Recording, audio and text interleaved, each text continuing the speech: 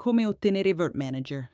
Virt Manager non è solo gratuito, ma è anche facile da installare. Il backend è già installato, quindi non resta che installare il frontend, che può essere fatto in questo modo. Copiate in ordine le istruzioni in descrizione sotto al video dentro a un terminale. Dopo l'installazione, assicurati di avviare e abilitare LibVirt.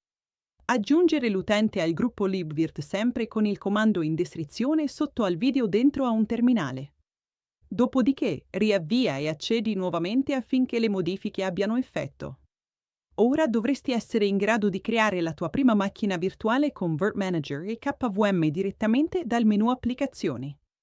Ci vediamo al prossimo tutorial con Modicia OS, la distribuzione internazionale per il multimedia.